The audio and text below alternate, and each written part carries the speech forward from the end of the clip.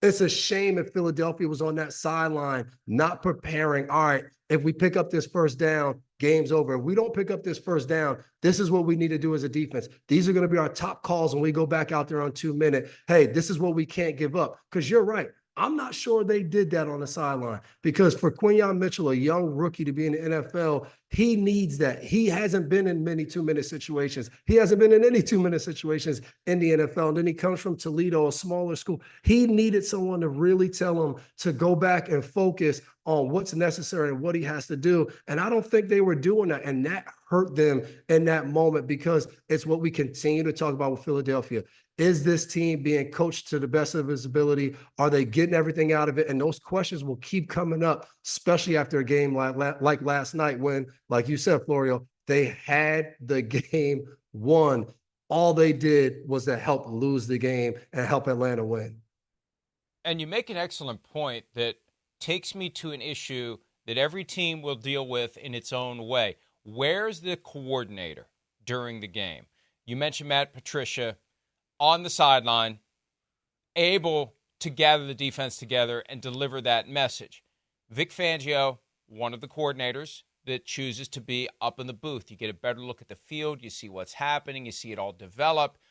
But if he's going to be up there, he needs somebody down there. And this is game 2 of the new defensive approach.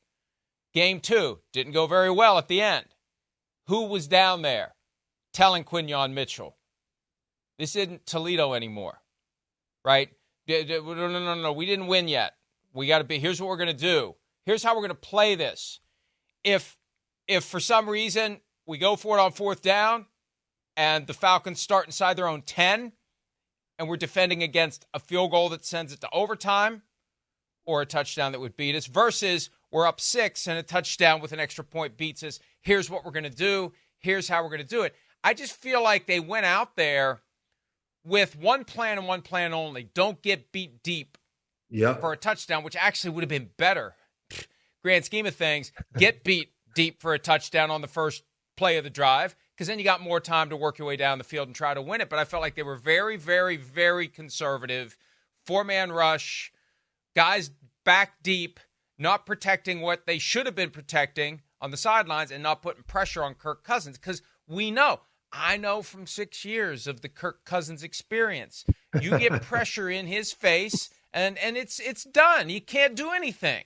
You don't do a 4-man rush in a moment like that. You get somebody after him. And that's the thing. Like Vic Fangio is known not to really focus on dialing up pressure. It's really predicated on having a good pass rush. And again, we're making a big situation out of Hassan Reddick on the Jets right now in their situation. The Philadelphia Eagles decided, hey, we're not going to pay Hassan Reddick. We're going to move on. We're going to get Bryce Huff. And they're still looking for Bryce Huff to make that impact play, to show up in these moments. This is why you pay a premier pass rusher in the NFL, is because your defensive scheme is predicated on 2 safeties staying high, being able to see the field, make the team throw checkdowns, and make them do the easy thing and get small yardage. But the rush has to get there. When the rush doesn't get there, especially against the good quarterbacks in this league, the quarterbacks who have no problem in a 2-minute drill, sitting in there, reading the coverage, throwing a ball in a tight window like Kirk Cousins has shown the ability to do, you need that to show up. And right now, when you watch the Philadelphia Eagles, it feels like on the front 4, if it's not Jalen Carter getting pressure, you don't see them make any plays. And you can see right there, the closest guy there was Jalen Carter. He's the one guy, but as an offense, you're just going to say, hey, just don't get bull rush in the middle. Give the quarterback some time. But you can see it, like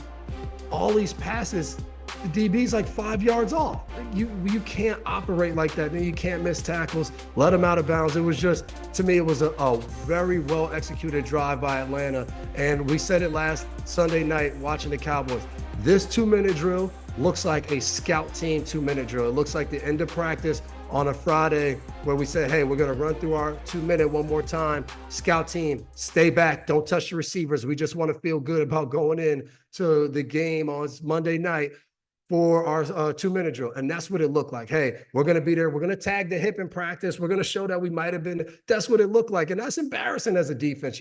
Like those are the moments you want. And I think about CJ Gardner-Johnson. You talked about it. That stop, helmet off, tongue out, Philadelphia fans going crazy.